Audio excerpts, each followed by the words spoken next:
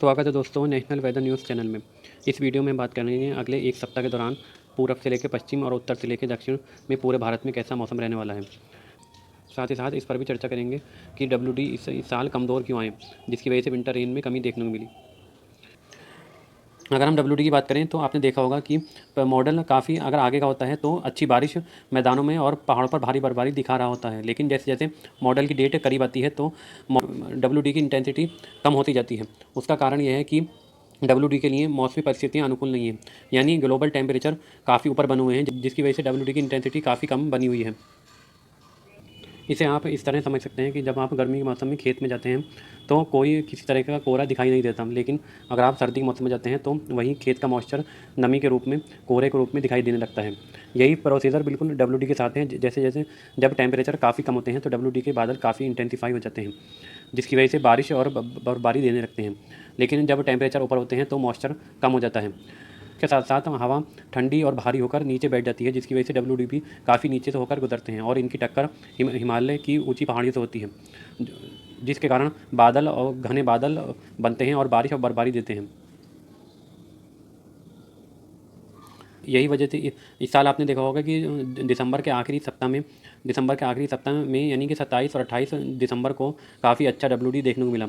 उसकी वजह ये थी कि एक लो प्रेशर सिस्टम श्रीलंका के पास बना हुआ था और ऊपर से डब्ल्यू गुजर रहा था। साथ ही साथ टेम्परेचर भी काफ़ी कम थे, जिसकी वजह से अच्छी बर्फबारी और बारिश राजस्थान, हरियाणा और पश्चिमी उत्तर प्रदेश में देखने को मिली थी।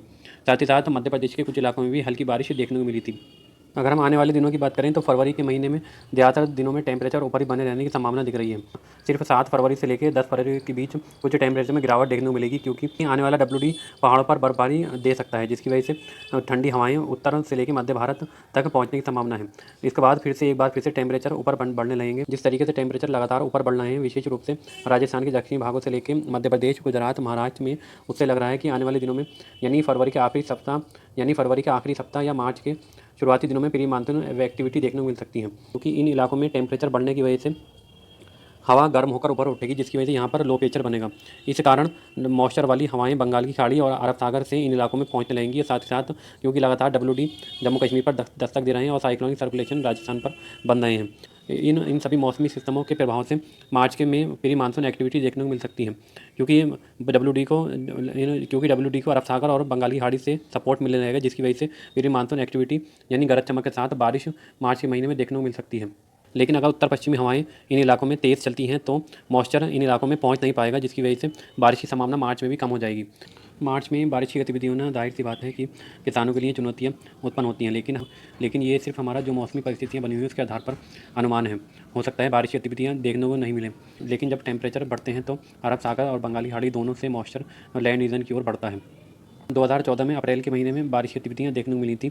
इसी तरीके से अगर हम देखें तो 2015, 2016 और 2023 में भी भारी बारिश की गतिविधियाँ प्री मानसून एक्टिविटी की वजह से देखने को मिली थी।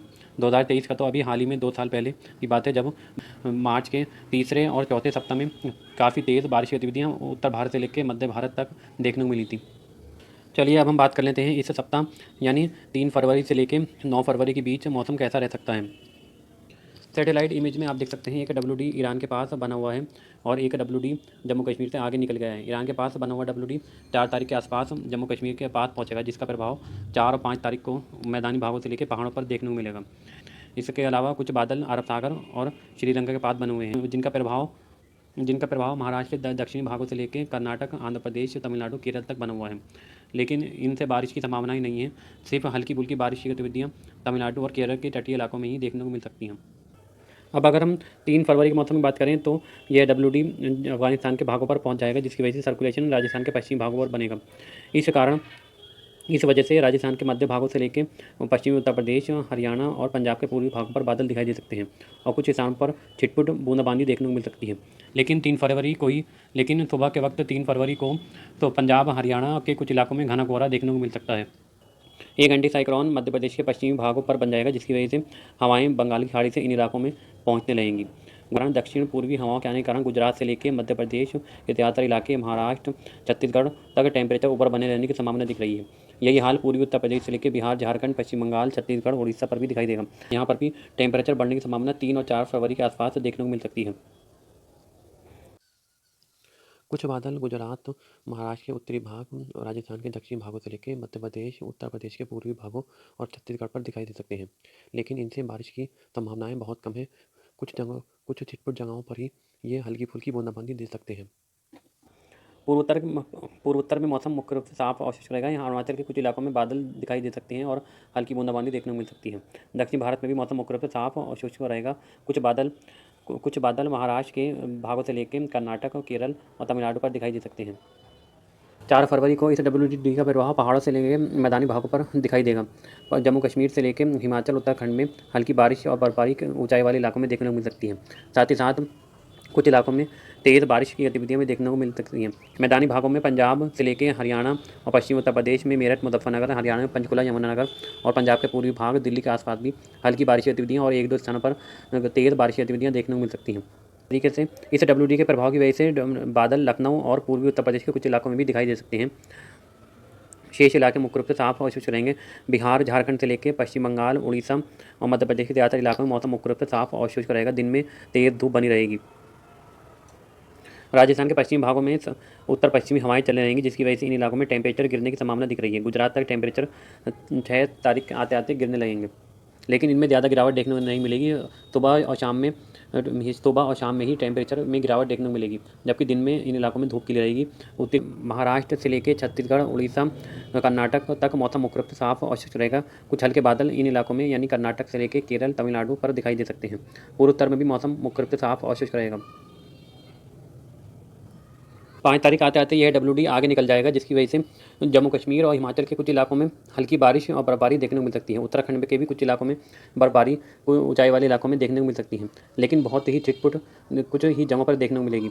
मैदानी भागों में पंजाब से लेकर हरियाणा, उत्तर प्रदेश, राजस्थान और गुजरात तक उत्तर पश्चिमी हवाएं चलने रहेंगी, जिसकी वजह से इन इलाकों में कुछ इलाकों में टेम्परेचर में गिरावट देखने को मिलेगी, जबकि दिन में तेज़ धूप इन इलाकों में बने रहने की संभावना दिख रही है। सुबह के वक्त पंजाब से लेकर हरियाणा, दिल्ली और पश्चिमी उत्तर प्रदेश के कुछ इलाकों में घना कोहरा देखने को मिल सकता है। इसी तरीके से घने कोहरे की संभावना 7 फरवरी से लेकर 10 फरवरी के बीच उत्तर प्रदेश के पूर्वी तराई वाले इलाकों से लेकर बिहार के तराई वाले इलाकों में देखने को मिल सकती है। इन इलाकों में घना कोहरा सुबह के वक्त देखने को मिल सकता है। धूप में पीलापन कुछ इलाकों में देखने को मिल सकता है।